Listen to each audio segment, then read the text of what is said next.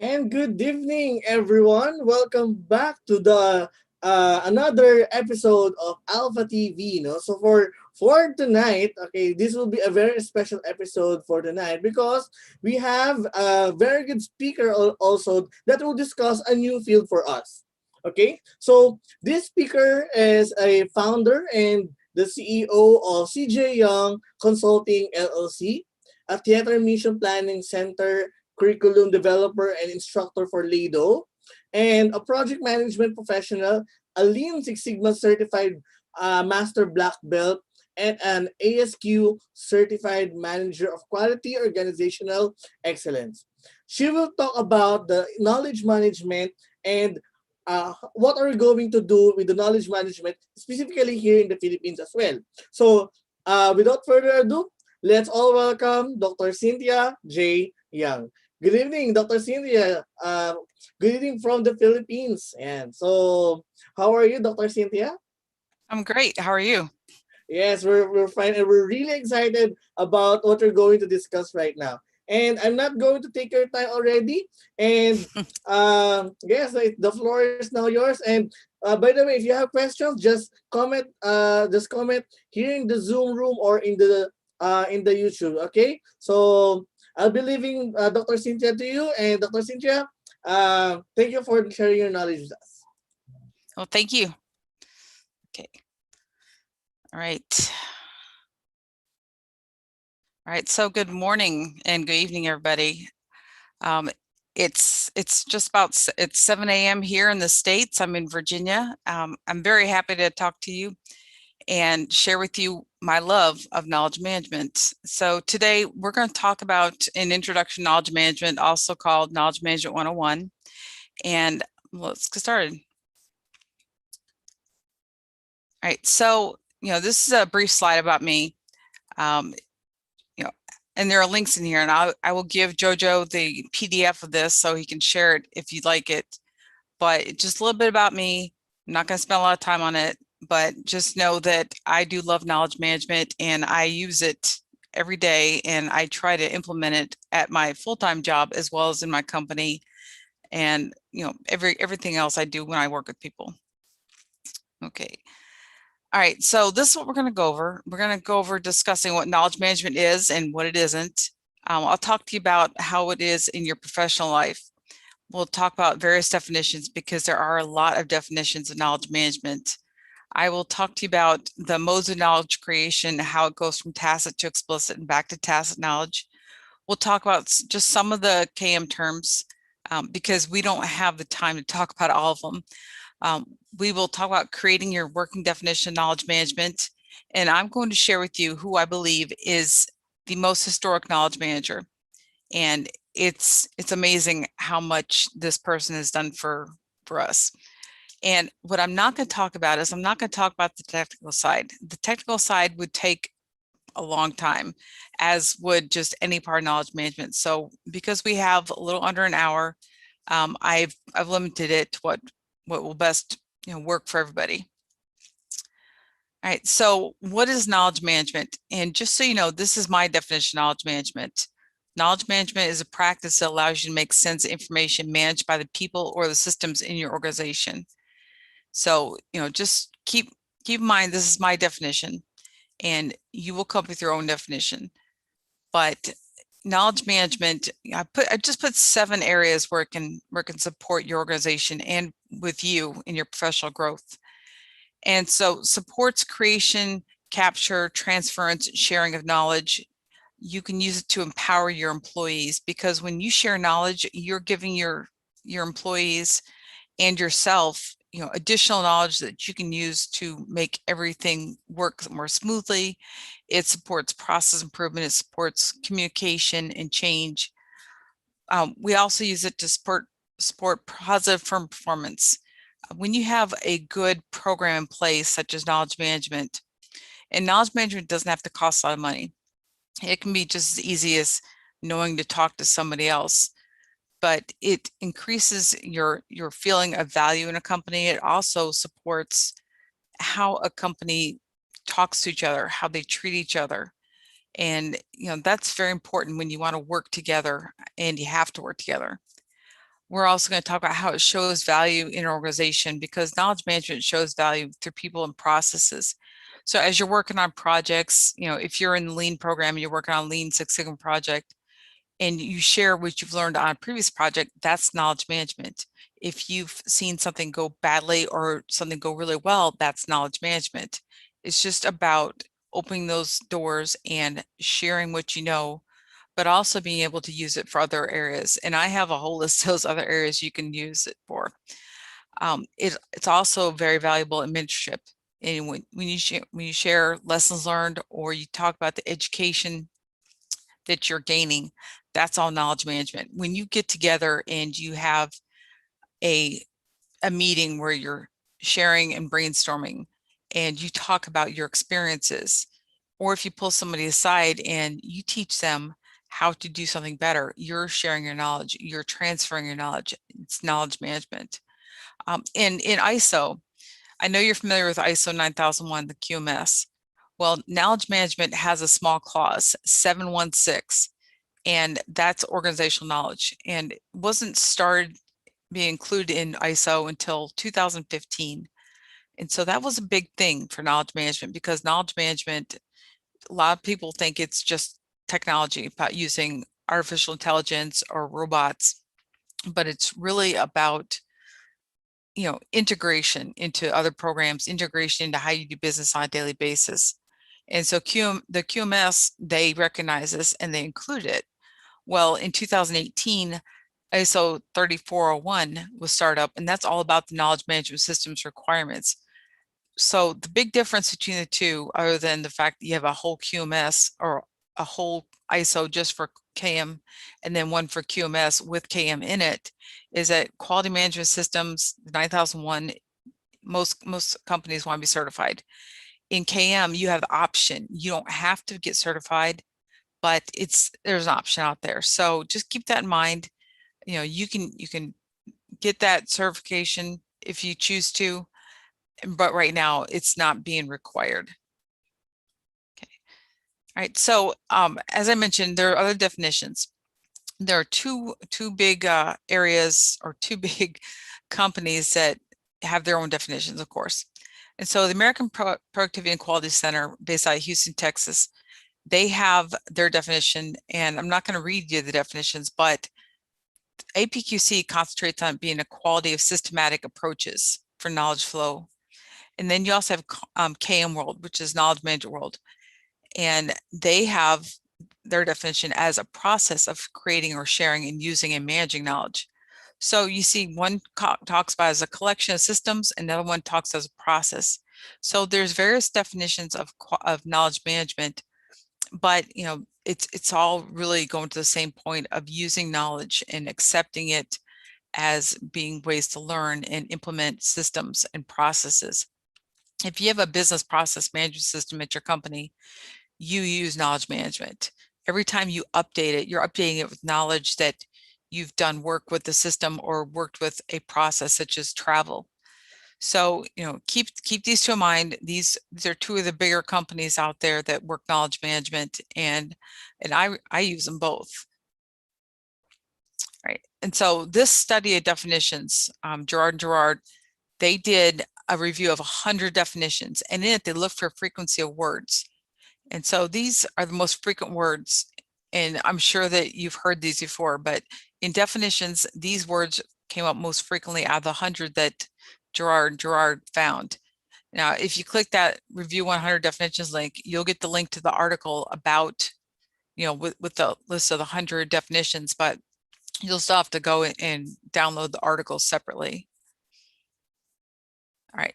Now, Gerard did not put their own definition originally, and the reason that they didn't is because they weren't sure of how it would be best used. So what they did is, after they did this study, they created this definition of their own using these frequent words. So they said knowledge management is a process of creating, sharing, using, and managing the knowledge and information of an organization, which is pretty good, but it's pretty much like all of ours. So, while it's their definition, we can all have our own definitions. There's no one specific definition. Now, this is Dr. Nanaka. He is a business strategist who highly believes in KM, and I wrote a lot about his theory of dynamic knowledge creation, or theory of organizational knowledge creation, in my dissertation, because it really spoke to me about sharing knowledge, about transferring it, about how it creates differently. Well, in the year 2000, he got together with a couple other very, very smart gentlemen to talk about the SECI process, which I'll go over in a minute, BA, which is the flow of knowledge, and leadership, because leadership is very important in knowledge management. You have to have good leadership who are willing to share knowledge and not keep you like a mushroom in the dark. And then he theorizes that creation of knowledge happens as they move through different phases of SECI. And so SECI is socialization, externalization, combination, and internalization. And I will go over this. But this gentleman, I really want to meet him one day, and I really hope I can. So these are the different modes of knowledge creation. And so you'll see they start off as a spiral. And the spiral, it's about sharing your knowledge and about converting it. And so this whole spiral of SECI process goes through each of the different portions. And if you can see my cursor, I don't know if you can, but you start off with tacit. I don't know why they started as tacit, but it starts as tacit, and you can create more tacit knowledge with that. And tacit knowledge is knowledge that you gain through experience. This is knowledge that is not written down, but you gain through experience. And so you can create more knowledge from this. And when you create the knowledge, you're taking what you know and you're giving to somebody else. So maybe somebody takes notes, or maybe somebody works with it and they create a process. That's creating the explicit knowledge. And then so you're externalizing your knowledge. You are sharing what you know. When you go from externalization to combination, this is a combination of what you're learning and how you're implementing it. So as they go from writing notes down, they take their notes and they try to work with them. So think of it as writing a recipe for your family. You want to pass this recipe down, and it goes from generation to generation. So maybe a grandmother socializes it with her child, and then that child writes it down and then shares it with their children, and slowly they begin to teach what they're doing. So they use the recipe a lot. Well, it goes to internalization, where that person has explicit knowledge and now they're working to make it where they don't need that recipe card, and they convert it back to tacit knowledge where they can pass it down to their children. So again, socialization is a process of converting new tacit knowledge to shared experiences. Again, you're taking what you know and you're sharing it. If you've heard about on-the-job training, it's not just somebody sitting there learning what they're doing, but it's somebody helping them to learn it. They sit next to you and they say, well, touch this button or check this screen. And so that's socialization. Socialization is just that, it's social. So if you've ever had a time where you've taken a break and you go into a kitchen area or a area where people gather, this is socialization. This is sharing of tacit knowledge and transferring it to somebody else. Now, when that person goes back to their desk, they're gonna write explicit knowledge. They're gonna create the knowledge based on what they've heard. And so it's a process of articulating the tacit knowledge and explicit knowledge. Very easy. Combination, they convert explicit knowledge into more complex. So this is when you take your notes and you may create that process. So in a business process management system, you have processes for everything. Like I said, you have travel, you may have onboarding, you have things where you have to write them down, because you not only want to be able to use them later on, but it becomes a professional document where your company is using that document as part of its everyday work. And then internalization, you are going to sit there and consider that explicit knowledge you've created. So when you create this explicit knowledge, it's not a one and done. It's something that you're going to have a refresh rate on it. You're going to want to go back every 6 months or a year and look at your processes, because company is not just going to stay doing one thing every day for the rest of their lives. They're going to want to make sure that their processes are up to date, they fit within legal constraints, you're updating pricing if you need to. So, just consider this when you're working. If you're charged with doing something, that you don't just let it sit there and not do anything. You want to convert it back, and based on your experience, you're going to create more tacit knowledge. All right. So keep that in mind, the tacit knowledge and the explicit knowledge. But when you have knowledge creation, you're going to refer to the SECI, the socialization, externalization, combination, and internalization. That whole cycle, it just keeps going. It's continuous. Then you have knowledge transfer, and knowledge transfer is distribution of knowledge. So just like right now, this is a knowledge transfer. I'm having a one-way conversation with you, and until we open up for question and answer, that's when it becomes a two-way conversation with sharing. But knowledge transfers can be a presentation where there's no questions, or it can be an email where it's just a blast. Hey, here's some information, keep it on your desktop or keep it in a file. But knowledge sharing is two-way. So knowledge sharing is my preferred method. I prefer to share knowledge. I prefer to talk to people. And the way webinars like this and presentation work, knowledge transfer is just the name of the game. However, when you open it to knowledge sharing, it makes it a lot easier and a lot better conversation. And that's really what you want, is a conversation.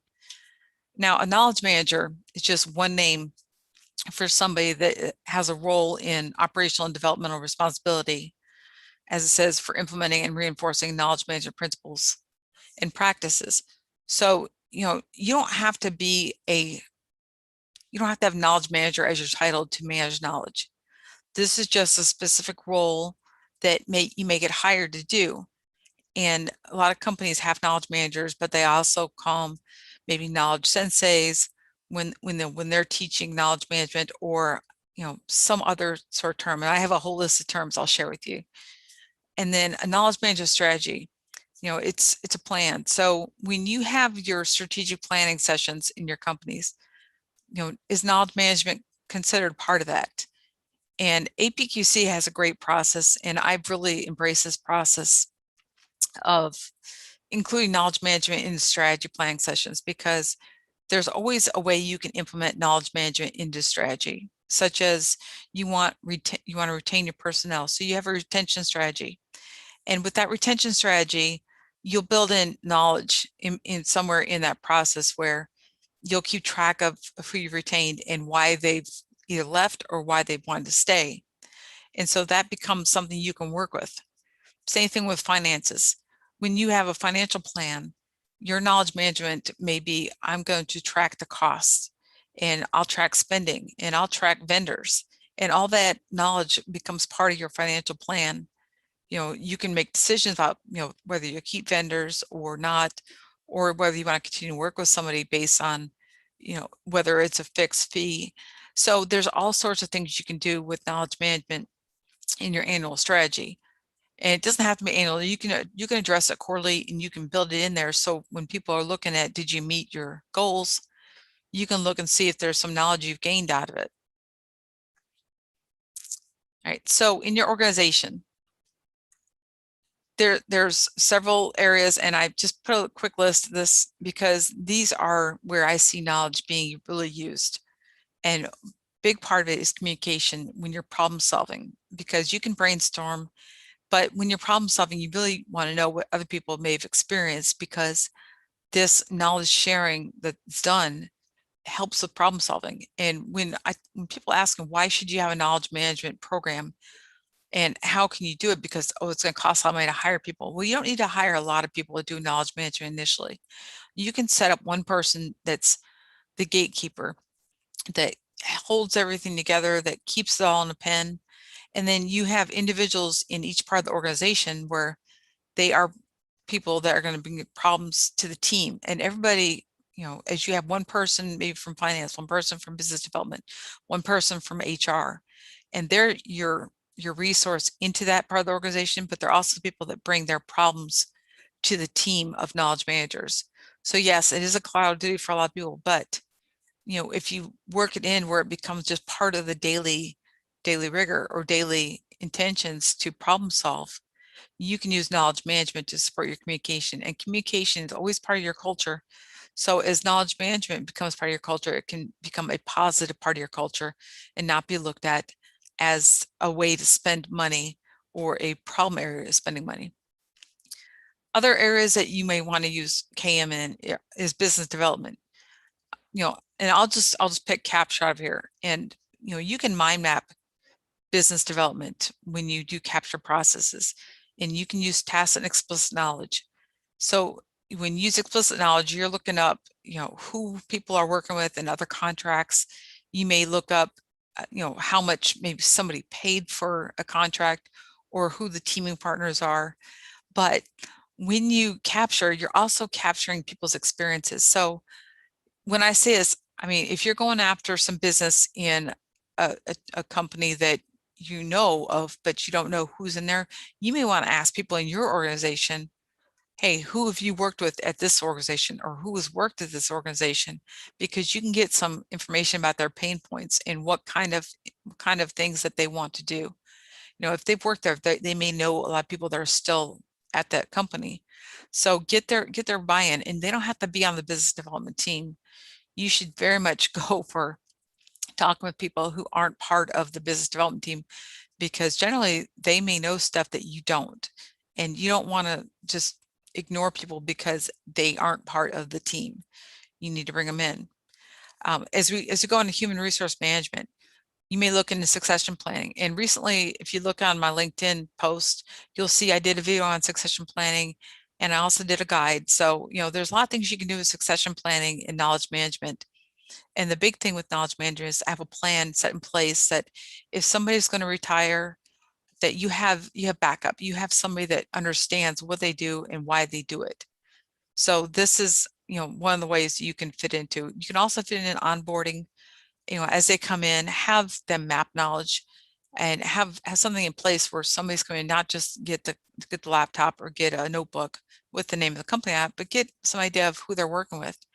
So an org chart is a great start for knowledge managing or managing knowledge for an onboarding session. Business processes, I've talked about that, your processes and your procedures for any of the services or processes that you have to have your people comply with. Business growth or professional growth, again, leadership, mentorship, management, coaching, they're all part of knowledge management. When you have somebody come talk to maybe a junior group or even a senior group to tell them this is what's going on, and hey, this is how we think we can make it better, that's knowledge management. Operational effectiveness, yeah, of course, technology and infrastructure, but process improvement. And I know this that everybody here is familiar with process improvement, but process improvement requires knowledge management. You may have somebody that has experience doing a similar process, and you may need to pass it down. If you're a project manager and you are working a project where you have lessons learned that you don't know, somebody needs to know it. Well, if you find out somebody's going to do a project, or if you're leading a project, find a previous project manager that may have done something similar, and you'll share that knowledge from that project. You also talk about risk mitigations and everything else that you did went right or went wrong. So don't be afraid to have those hard conversations. And then again, strategic planning. So I've talked about that, and they all do lead to positive firm performance. You just have to implement it. It only takes one person to start sharing knowledge, and then when you see the benefits of it, that will grow in your organization. So if you have anything that you wonder if people should know, then they probably should know it, and you probably tell them. All right, so the greatest knowledge managers, I talk about this all the time, is that I feel like librarians are the greatest knowledge managers. And the first recorded librarian, and like I said before, everywhere you see blue, there's a link to it, is Zenodorus. And he was a librarian in Alexandria, Egypt. And as you can see, he's also a scholar and a grammarian. But what you may not have known, which I didn't know, is that he started off alphabetizing. And so when he worked in the library in Alexandria, he introduced the alphabetical order. So I thought that was just very interesting. I wanted to share that. So a library is, you have classifications of library systems. And library classification is a system of knowledge organization by which libraries' resources are arranged and ordered systemically. So if you've ever gone into a library and you ask the librarian where something was or how to find something, you will know that they're very familiar with how their library is set up. And libraries are set up various ways. They tend to follow, their systems, and there are different systems for different types of libraries. So if you go into one library, I'll tell you, I grew up on the Dewey Decimal Classification System, or also known as the Dewey Decimal System, but I will get to that in a second. So Sir Francis Bacon, he developed a system, and there's two sources here. One says that he came up with a system talking about history, poetry, and philosophy. And then another system that he's supposed to be said to create was memory, reason, and imagination.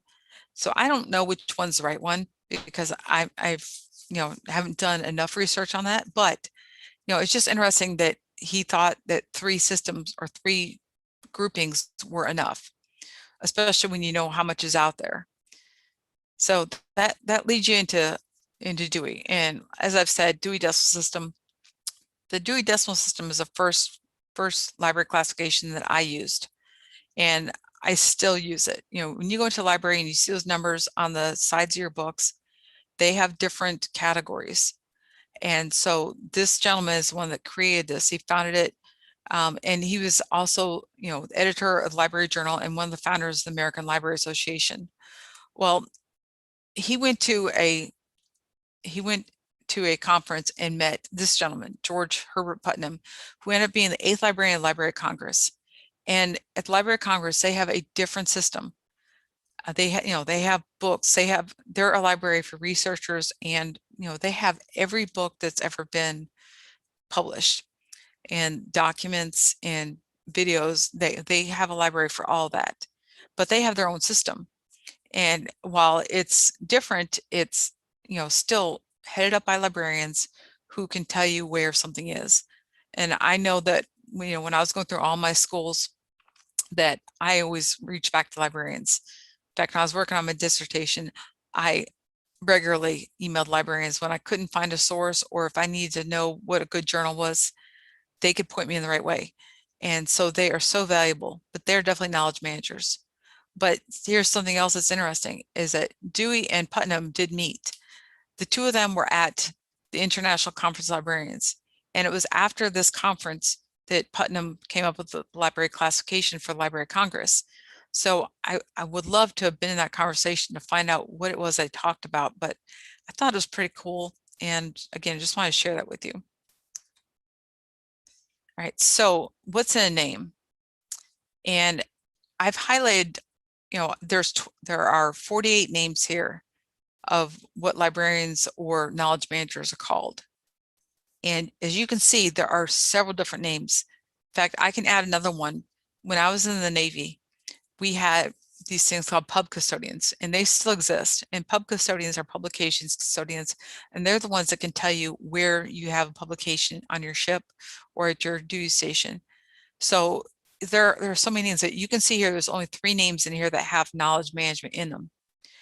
And so I think that backs up why I think librarians are the greatest knowledge managers, because, again, you don't have to be named knowledge manager to do knowledge management. All right, and we're almost at the home stretch here, so it leaves plenty of time for questions.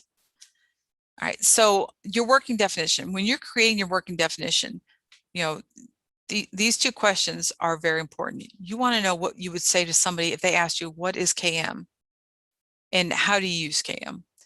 Because, again, a lot of times when you introduce KM to your organization, they're going to think the technology, and they're going to ask you, how much is this going to cost me? And it doesn't have to cost you anything. Mind mapping, I started off doing mind mapping with Post-it notes, because, I'm just doing Post-it notes when I did value stream mapping. But, of course, there's software out there that you can get that you can do mind mapping on.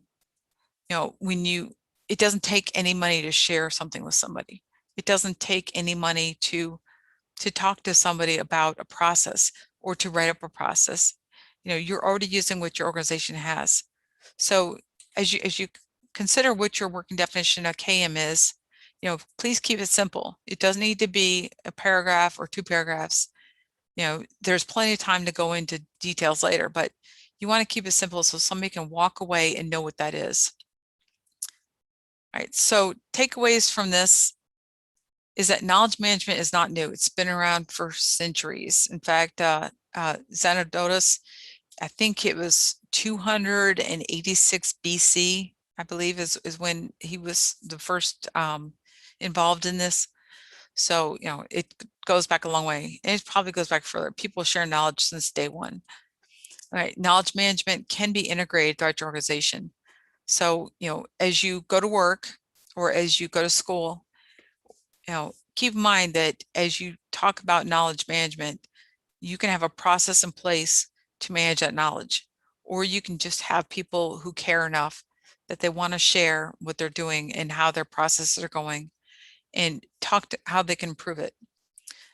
Everybody has knowledge that they can pass to each other. So, if you see somebody that's new, talk to them.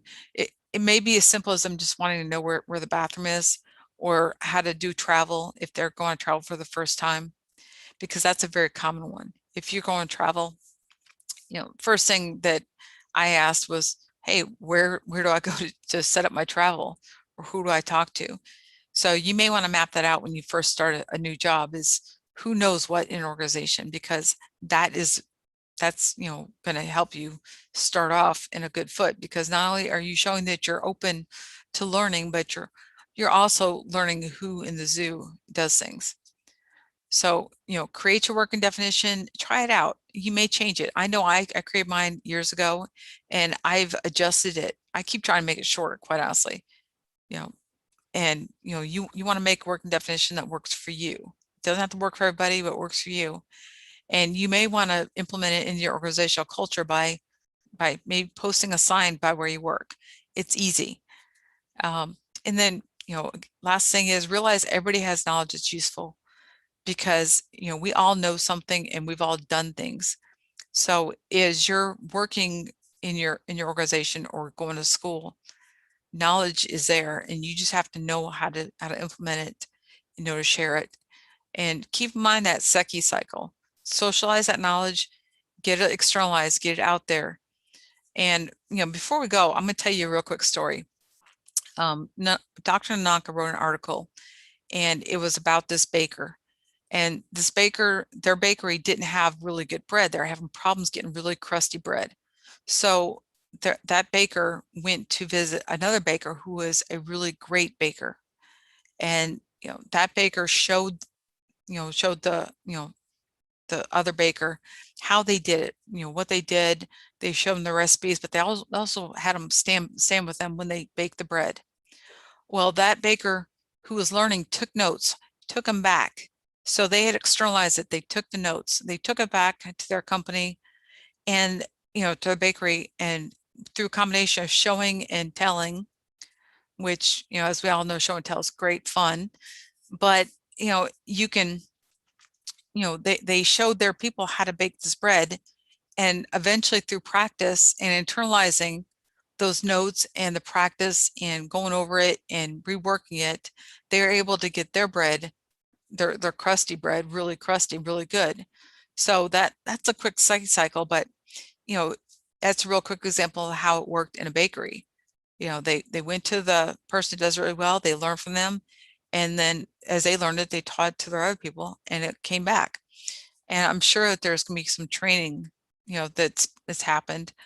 And so this is one of the reasons why we do training, is because we want to share knowledge. And so that's, that was what this was for. And I'm glad to answer any questions now. Thank you.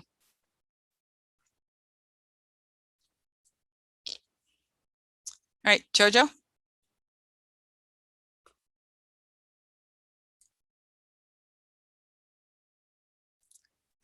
Okay, well, I don't see Jojo, so I'm going to look in chat.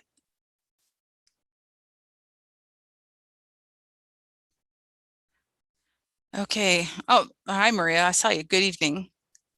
And I see Dave's online. All right. Are there any questions?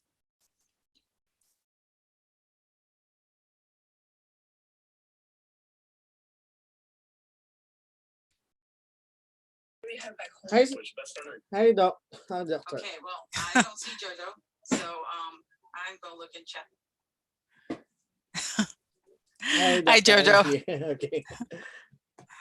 So now we're done. We're down to the question and answer. Thank you for that very wonderful sharing, Dr. Cindy Young, and would like to acknowledge the presence of Sir Dave Harry here at the Zoom. Good evening, Sir David Harry. And now the platform for question and answer is now open. So if you have any questions from our YouTube viewers and from our Zoom viewers. So this is your time to ask. Yeah.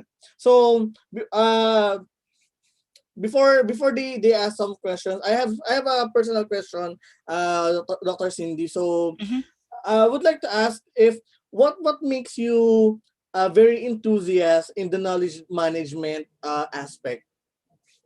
Well, it's I find that when I'm trying something new or doing something new, that I always have to rely on other people to help me get started. You know, if I'm Mm, having trouble, if there's no process in place.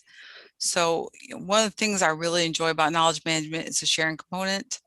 I've had mm. great mentors and great trainers over the years, and without sharing knowledge, no one learns, and it doesn't really benefit anybody to have a process in place if nobody understands why it was created in the first place. Also you're inspired onto sharing knowledge and giving knowledge as well, because Yes. I really believe that if you really wanted to learn something, you have to teach it, right? Hmm. You have to transfer the knowledge, so you would learn I guess 10 times 10 faster from the traditional learning method that we have. Because I'm seeing some institutions here in the Philippines, like mostly the academic institutions, they already starting to have knowledge management department. It's a sort of a Yes. support arm for the research department. And as of now, the meaning of the knowledge management here in the Philippines is somehow vague, but thanks to people like you who are enlightening or giving or shedding some light to us about the concepts and what do knowledge managers do. Is the term knowledge managers uh, for those who Hmm. are practitioner or KM practitioners do. Okay, so thank you for those sharing of thoughts. So would like to encourage for our people in the Zoom or in the YouTube to raise some questions. So if you have some questions, just kindly comment in our chat box or in our comment pane in our Zoom and our YouTube. Yeah, and I'm open to if anybody wants, some tips about how to encourage knowledge management in their company. One of the things that I like to encourage are lunch and learns. And I know that we really can't do those because a lot of us aren't in the office yet. But if everybody got together and decide, hey, I'm just going to get on Zoom and eat a meal, it's we're gonna have to ask people to mute as they're chewing, of course. But the whole lunch and learn aspect of free Mm-mm. knowledge, just kind of like what this is. It's okay. All right, Steve, I'll show it again. Um, you know the there you go.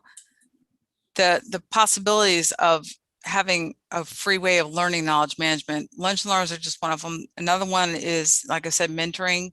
So you can Mentor. pull people aside and do a mentoring session where you pull somebody aside and you may talk to them about, okay, this is my, or as Dave and I like to call them, sea stories. Because in the military, a lot of times you'll have sea stories and you'll hear the Yeah. goods and the bads. That's knowledge management. I mean, it's pretty easy. It's just you got to get comfortable with the person you're talking to. So, Uh, oh, you're welcome, Steve. okay, Cindy, we have some questions here. Hmm. From Leon Leonardo.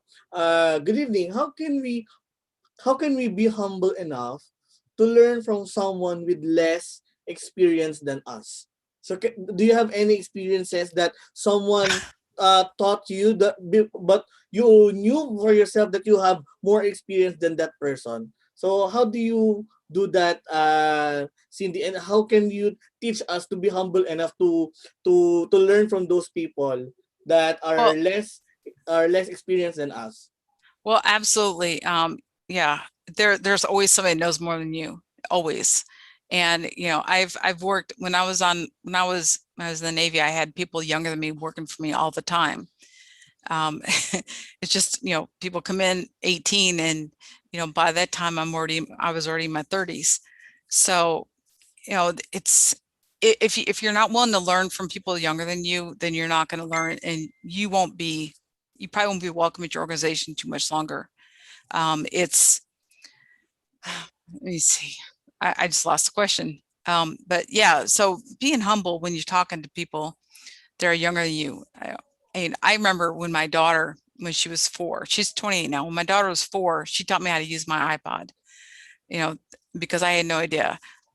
People grow up at different stages and they learn a lot of different things, how to use them, and their comfort area may be more than your comfort area.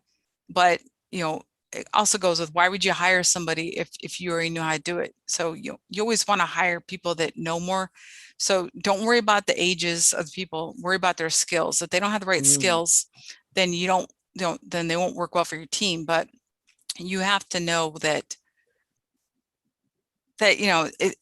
it's age is no guarantee of knowledge. It's just experience that's going to happen. So you're going to look at the person on the knowledge that he or she's going to incorporate to you rather than the age, right? Yes. So I think the humility really starts with yourself, that you have to acknowledge yourself that really have to learn from those people as well. So I think Yeah. that's a very good point that, to start with, because I would like to connect that question with Miss Ethel Honorario Hmm. from the Zoom. Like, hi, Dr. Young. How can we apply knowledge management in our company? Some simple steps to start to introduce KM and the benefit to our company. Well, you can start, like I said, start by simply just talking to people in your company and getting them to see that knowledge management isn't very costly. You don't have to spend a lot of money to do it, or spend any money to start it. You can introduce, hey, let's have a brainstorming session and make people understand that knowledge management is part of it, and call people in there that aren't necessarily part of the team. So, when I started business, integrating knowledge management into business development, my vice president, I wasn't part of the BD team, but I had started doing business capture for, certain Mm. projects. And I found that knowledge mapping was the easy way for me to organize my thoughts, organize, what I learned, where I learned it. And so that, and then I just created, a nice picture, because he didn't want to see a bunch of PowerPoints. But what I did is I created a nice picture on PowerPoint, you know, he, because it was just easier than post-it notes. And from that, I remember the day that he asked me, where did you learn how to do this? And, there's books out there, and there's free videos on YouTube, on Coursera, Mm. on and any of those places that talk about knowledge mapping. But it's, you just have to be able to show that, the tacit knowledge, show people the business processes. But that's just a good way of implementing it in your organization without, um, and be able to show the benefit without costing a lot of money, because that's really what a lot of C-suite worries about. They worry about money, and knowledge doesn't have to cost money. Yeah, I believe that. Because we have a saying here in the Philippines that knowledge is really a power, right? Hmm. Because in the concept of data science, when you have data, you have the fuel, right? So I think it really applies with the knowledge as well. And we also have another question from the Hmm. YouTube here from Miss Irish Lahara. So hello, Doc. Would you say experiences teach us better than the traditional learning? And also, how can we further hone these skills? Well, experience is just a start. I think formalized learning needs to be there to support it. But as you get experience, it becomes more like muscle memory. You learn how to Yeah, do things, and you're able to work with them. So, kind of like what Jojo was just talking about, the data. You got the data pyramid, or the yeah, DIQ data pyramid, the data, the information, the knowledge, and the wisdom.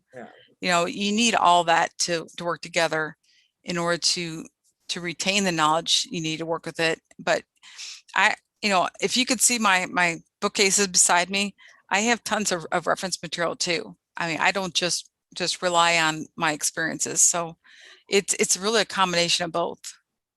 A combination, yes, yes. So Mhm. that's for the well, let's recap. The combination of experience and traditional learning is Mhm. really the key.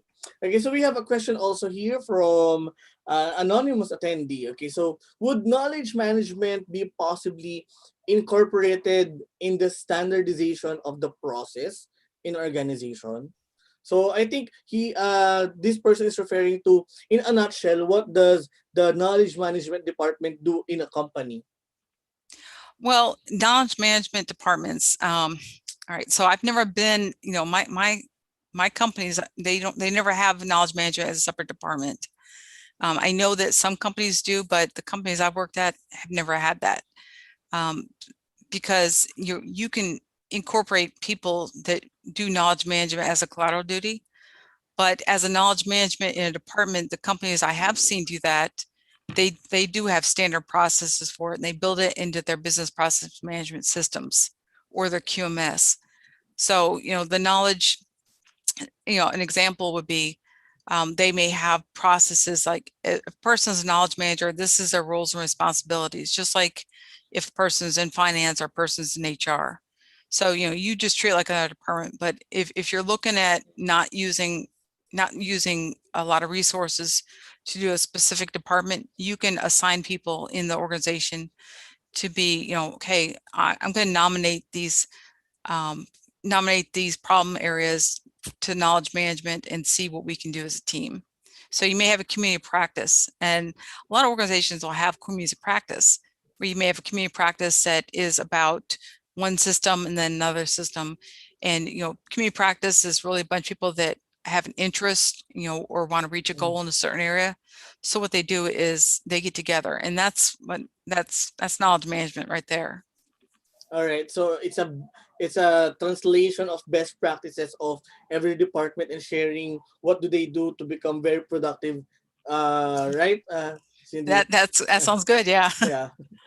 So I guess we still have more questions. So from Hmm. Jerome Matei, so is it okay to allow Yeah. everyone in the organization contribute to knowledge database, or is it safer to limit creation of knowledge articles to knowledge management team alone?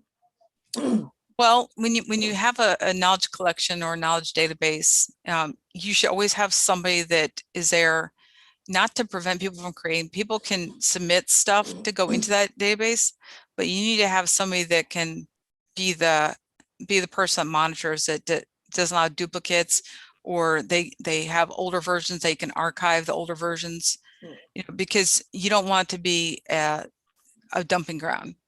So when we think about this, it reminds people of SharePoint portals where people think, well, I'm managing that knowledge because I put it all in this file. Well, when you do that, you have a lot of information, but the knowledge really isn't tied to information. It's tied to the people that create the information or share the information.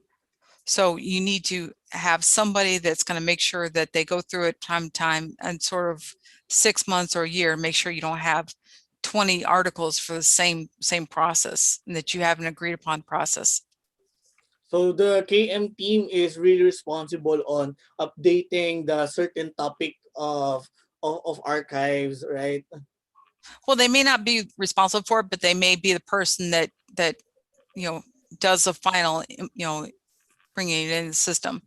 Somebody else, there's always people that have the expertise that will update the knowledge Yeah. in a certain area.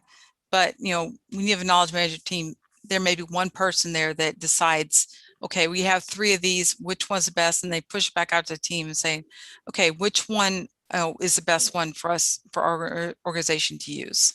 So it's just like the combination of research department and the library department. If you're going to combine them, the result will be the knowledge management department, right? Sure. Yeah. Yeah. Yeah, knowledge management really it doesn't run differently than other departments. You can run this, you can have the same running rules. It's just, what they're dealing with is different. So and Sir David Harris also have a question here, right? So Hmm. can you share with us about about those workers that can be tagged as a knowledge hoarders and how to Yes. overcome the bad effects on that organization.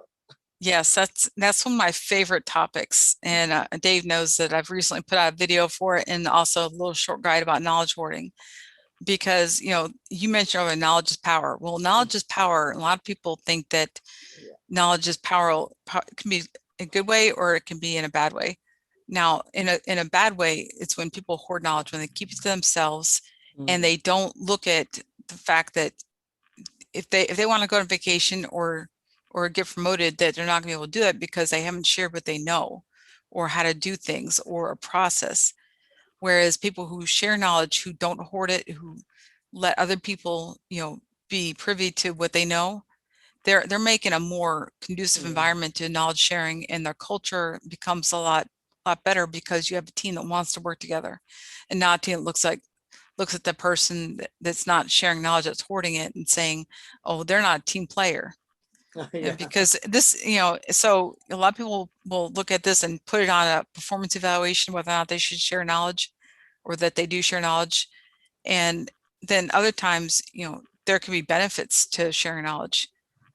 So there's all sorts of processes you can make people share knowledge, but it's better when they want to share it and they don't see it as power for evil. Power, make it power for good.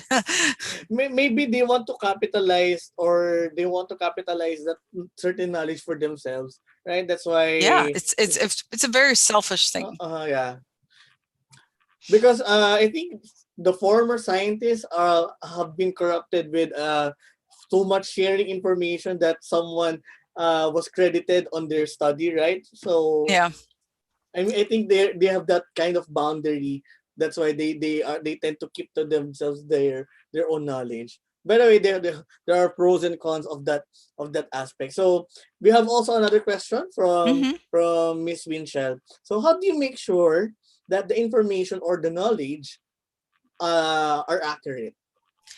Well, you have to rely on the subject matter experts. Yeah, That's the only way I know how to make sure it's accurate. It's like, you can run processes, you can run experiments, or you can, just have somebody's job where it is to make sure it's accurate. They show proof of where it was created or, where they got it. And that's why we have to, when we do research, why we have to yeah. share the sources. Yeah. Actually, it's one of the critical things, especially in data science as well, the data validation. So how would Yeah. you know that the data presented to you is accurate and reliable as well? So you have to validate it for yourself and consult some experts as well. So Yes. I think that's extract of that answer. Thank you for that, Miss Cindy. And Hmm. how about the here we have the anonymous attendee. So, Miss Cindy, can you share with us if there is a process on to follow when you're going to implement a knowledge management? There are several processes that you can follow when implementing it, but the best thing to do is to get started and work with your teams to find out how they can best work. Maybe based on what your organization has, what their backbone is, if they have, if they're heavy into data, or if they're heavy into, maybe you have an older community that's not so comfortable with technology that they just use pencil and paper. So, Yeah. when you're implementing knowledge management, you want to make sure that, you are talking. That's the biggest thing to start implementing it, is to get it part of your culture. But, one big thing you have to do is you have to have somebody, a senior person leading it. Because if you don't have anybody leading the effort, nobody's going to follow. And, you also have to have, you're going to have some training on it, to dispel some of this, what knowledge management is.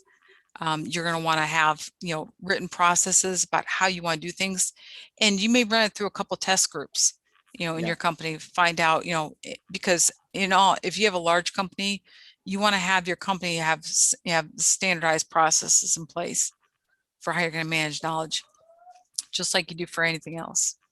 Okay, thank So, you for that mhm. sharing. And also from Sir Jerome Mateo, the person who asked the question before, because he wants to know if you can share with us something that because how can the knowledge management team encourage their stakeholders to use the knowledge articles stored in their database rather than using them at all. So if you have any best practices to share, so would you mind to share us some of your of those Yes. best practices to convince them? Yes, the shared services, yeah, knowledge management, it has to be shared by everybody, but people have to know that there's knowledge and information there that they can use.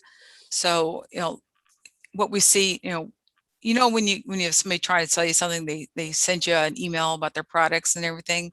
Well, the same thing with knowledge management departments. If knowledge management department can have maybe a weekly email or a website that people can go to and they flash new up on their site, it may encourage people to look and see what else is there. A community practice is also a good way to let people know what articles are stored, because the community practice may use them, but they can also share them with other people. So, and this is also a benefit of why you should have a person in each department, to bring their problems there, because as they begin to work with them and they find out, well, things do get better when we share our problems and we can share solutions, there'll be a lot more people apt to look for more articles, more information. I would like also to clarify if Mhm. keeping a knowledge is somehow connected into patenting. So if you wanted to keep your knowledge, you have to patent it first, then you can share it with someone else. Mhm. Is that a thing in the competition right now? Yes. Yes, patents and trademarks are a huge part. Yes. Yeah. You know, So I think it costs it that's costs the money, but yeah it's a good thing. of protecting your own knowledge as well before you come to share it. Yes. Well, yeah, the only challenge with intellectual property is that if you earned it, if you've gained it while working for a company, it may not be yours. It may fall into All your right. company. So you have to look at your company's policies. Okay. You know. So tip. Okay, it's a pro professional tip. So look into your Yeah, company's policies before you want to patent your own knowledge. And if you want to keep it for yourself and then you want to share it, then you have to patent it first. But look for the policies. Yeah. Thank you for that sure. wonderful tip. And Mhm. I guess I cannot accommodate more questions, but we have I guess two more questions here from Sir David. And are there any knowledge management certifications for young people out there and students who want to pursue or to enhance their career in the KM field? There are knowledge management certifications. I don't currently provide any certifications, but there are knowledge management certifications. There's a company up in DC, Knowledge Management Institute, and they do some online instruction. And I don't know if APQC does them. I would be surprised if they didn't, but you can also use possibly use KM World, check those out. But those are the three big companies I go to for, that kind of, questions. So, Okay, right. so I guess you can wait maybe in a span of within the year we have a certification as well. So maybe we Mhm. have to create the book of knowledge for that for a knowledge Yeah, department. probably. So I think this would be the last question. So Okay. from Bayombong Belmar, so is knowledge management a way of maintaining counterintelligence information about the competitor? Yes.